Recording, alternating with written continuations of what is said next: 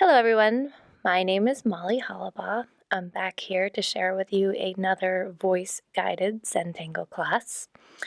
If you want to learn more about voice-guided Zentangle, you may check out a previous recording. I think it was voice-guided tangling 1. I think this will be 2. And if you've never done Zentangle, maybe you check out our website to learn more about Zentangle and the Zentangle method. That is at zentangle.com. Today I'm going to be sharing with you how to create a tile by having no visual. I'm going to be just guiding you through your process with my voice, and I'm going to be repeating myself and trying to describe each step as much as possible, but it's up to you and how you want to interpret my voice and how you want to go forward with all the steps in your work. And there's no really wrong or right way to do it. So what you really need to do is trust yourself and every stroke that goes down and just enjoy it. We'll have fun. So when I get started with my Zentangle practice, I like to have a little bit of a routine here, and I usually start by gathering my materials.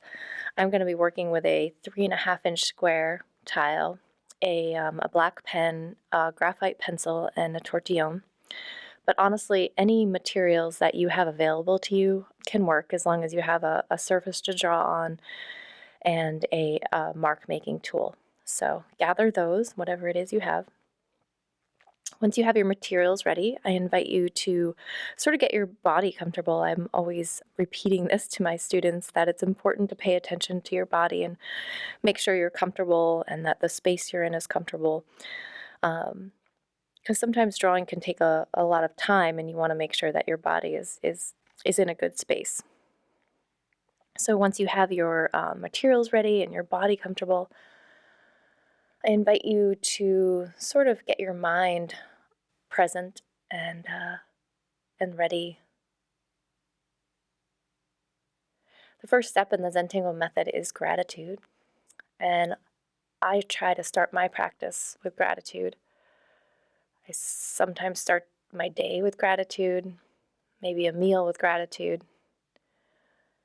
It's a way to switch your perspective, to begin any activity in a way that balances you to see beautiful things.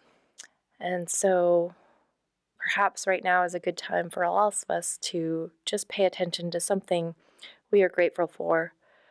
Perhaps it's the time, perhaps it's the opportunity, maybe it's the pens you have to use, or the chair you're sitting in, or the people in your life.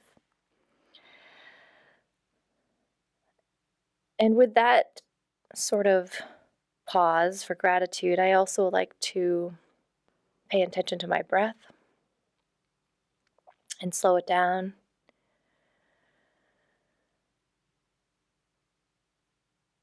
And just sort of pay attention to that breath as something that can recharge,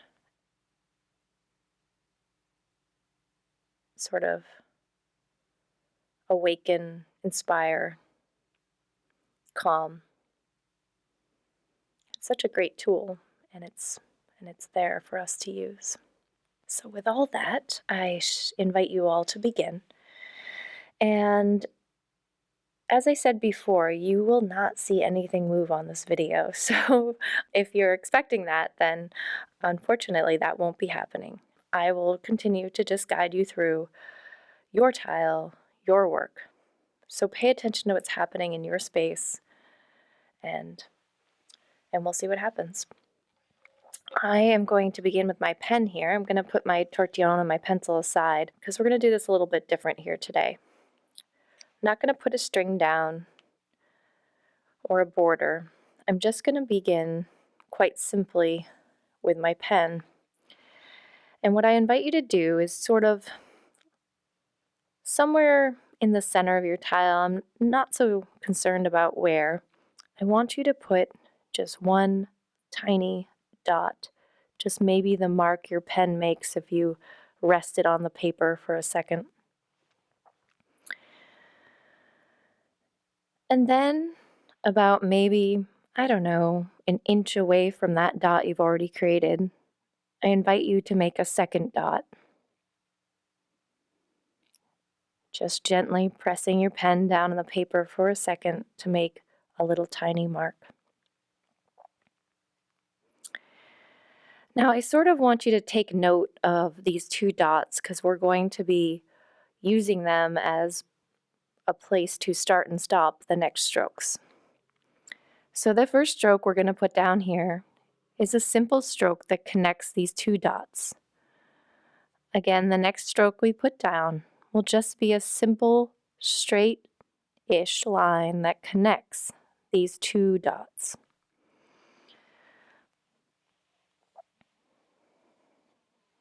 Taking a breath.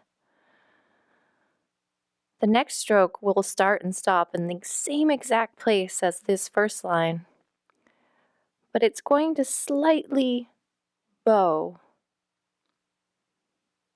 to separate from that first line you draw. So starting on that dot, drawing another line that ends on the other dot, but it just slightly arcs to separate itself from that first line you drew. Pausing again. Once again, we're going to create another line that starts and stops on those two dots we initially started with, but this time is on the other side of that first line, again slightly arcing to separate itself.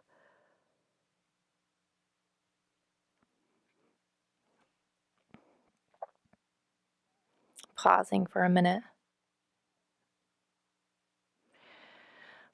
Let's continue again to draw another line that starts and stops on those two initial dots, but once again you create a slightly more arcing line to travel outside that previous one.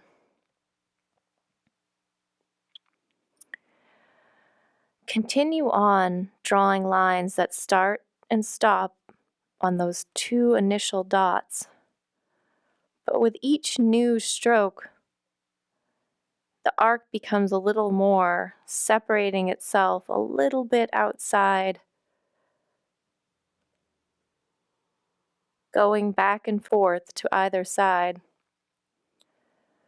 watching sort of a pod-like shape emerge. Maybe do this for a while until you have a shape, starting and stopping on those initial dots, watching the lines morph a little bit as you get further and further away.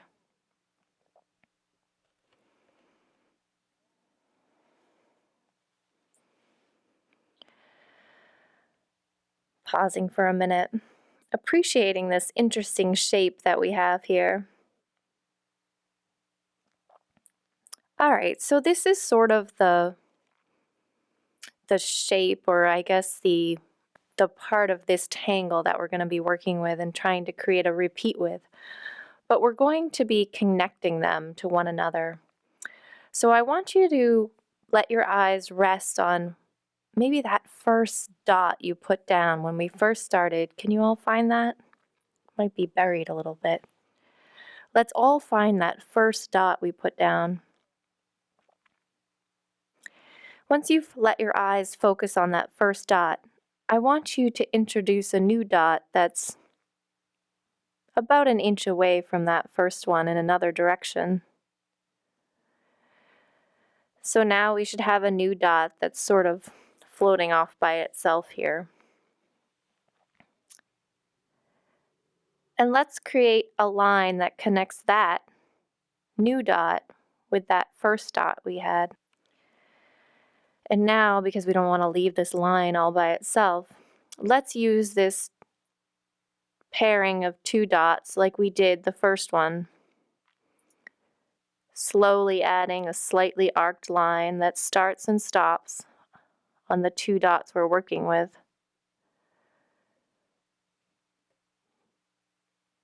going from one side to the other, with each line starting and stopping on the dots, going back and forth to each side using a slightly arced line that starts and stops on the dots. Perhaps your lines start to morph or change a little bit, allowing each arced line contribute to this interesting shape, almost like a pod or a gourd. Taking your time. Maybe your shape is much different. There's no wrong or right here.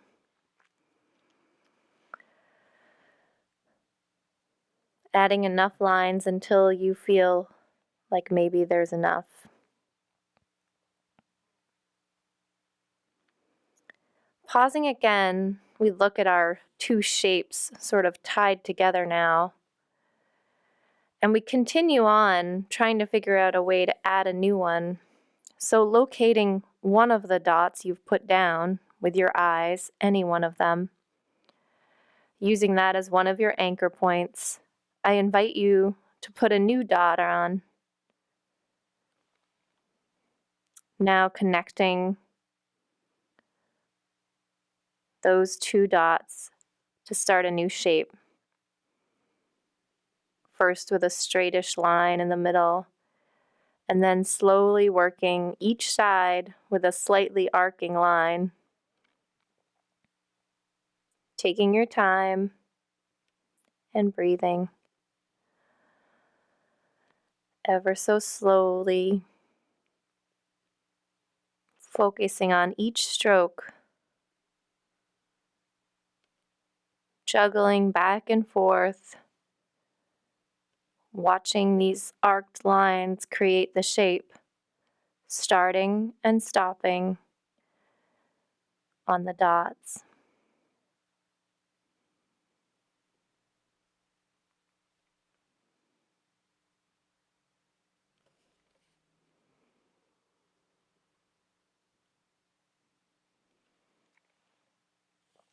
Going back and forth until you find a shape that works.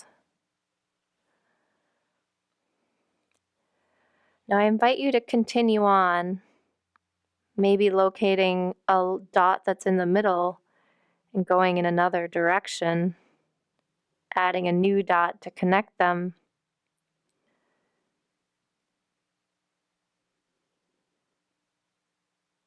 Maybe some are further away to create more oblong shapes, some closer together.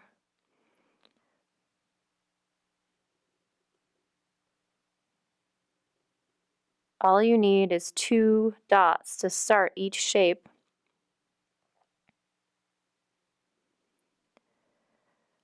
Once you have the 2 dots, you know where to start and where to stop, starting with that center line and then slowly tossing back and forth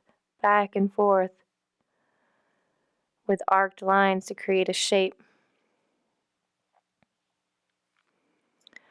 Turning your tile each time.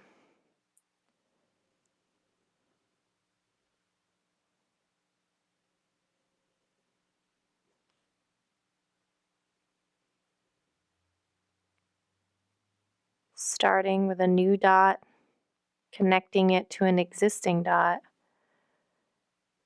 and then starting with sort of that first straightish line that creates sort of your anchor or your spine. And then working these delicate arcs on either side, knowing exactly where they start and stop until your shape is defined.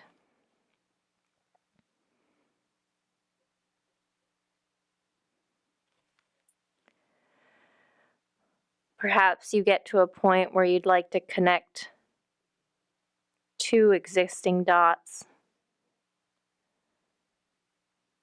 There's no wrong or right to how this goes.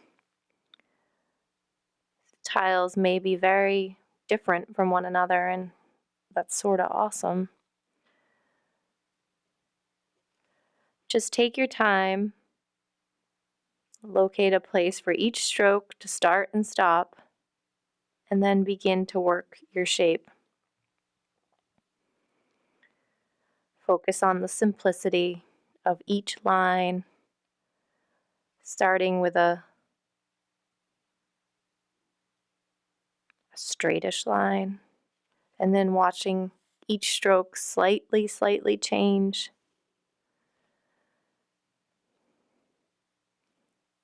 Maybe you see your tile starting to fill up. Maybe you have found a composition that you like and you're ready to stop. Maybe you're enjoying this process of creating these little pod shapes or cloves or whatever you want to call them that fill the whole surface of your tile.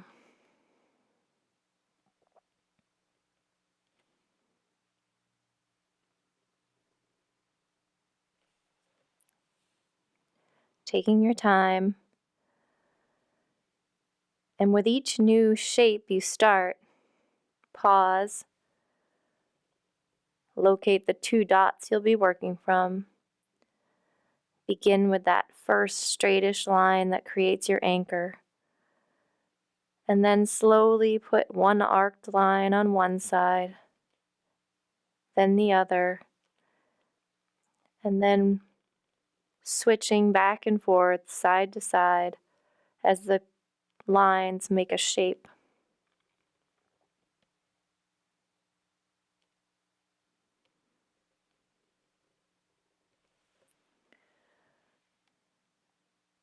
Taking as much time as you need.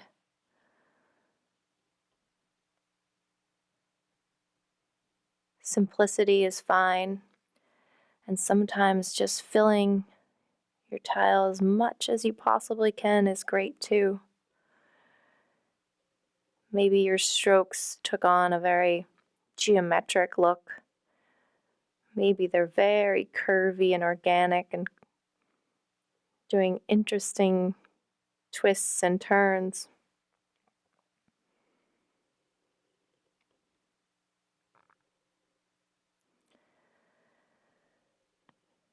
Remembering to breathe. Take your time. Pause at any point in time you need to. And at this point on your tile, you may have seen opportunities that maybe have nothing to do with what I'm talking about. Maybe it was just a launch pad for something else. Don't be afraid to go in a new direction. Take advantage of a idea that comes to you. Or maybe it just went that way without even having to think about it. Play around with the distance between your dots. See how maybe if you're inconsistent, you create some interesting shapes and negative spaces. Maybe you want to play with the interstices, the spaces between, filling those with ink to make the other shapes jump to the surface.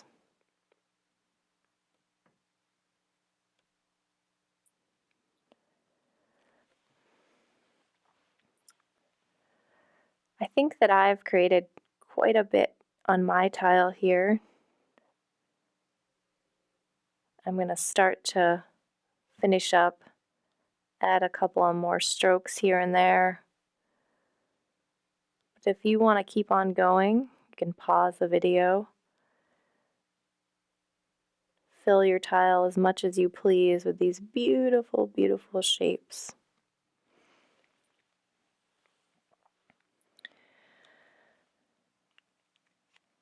I'm just going to add a few little details for shading. So once you have all your inked lines done and you're feeling happy with it, you can always go back after if you like. I'm going to add some simple graphite here just to sort of bring a little more depth to my drawing. So with my pencil, I'm going to add a little bit of pencil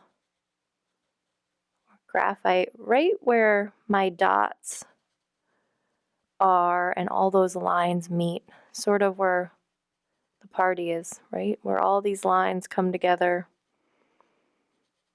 The points are kissing of these shapes.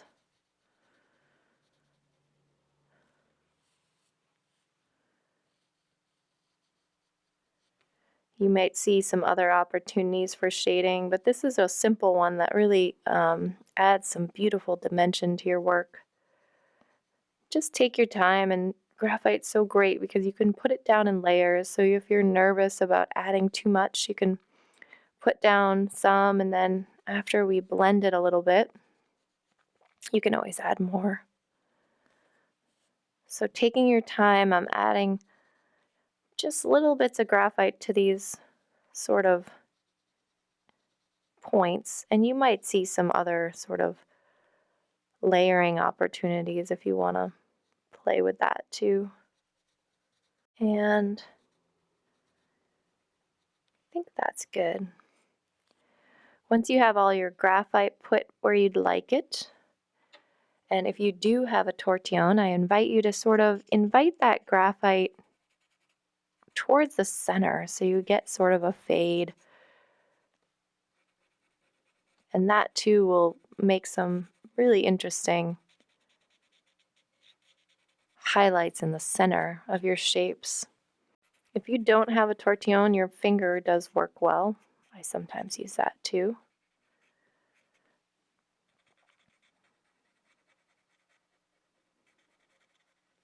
Just blending the graphite around a little bit. What's important with graphite is you really want to make sure you leave those spaces that are unblended or unshaded, and that way you can actually see the highlights on your tile. So in order to have light, you must also have dark.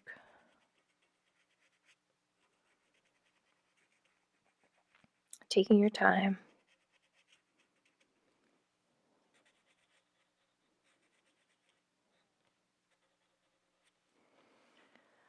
And breathing.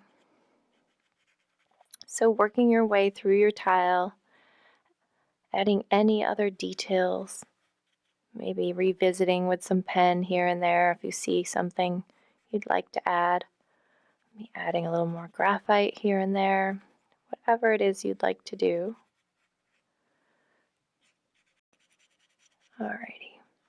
And once you have all your highlights and shadows present, I invite you to put your initials somewhere on your tile. Maybe put your name on the back.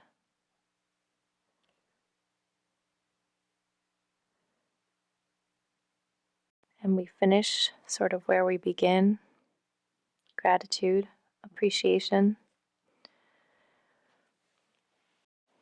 Thank you so much for joining me today. That was a fun one. If you'd all like to see my tile, I'll be posting it on the Zentangle Mosaic app. And I hope to see some of yours using the hashtags on this video.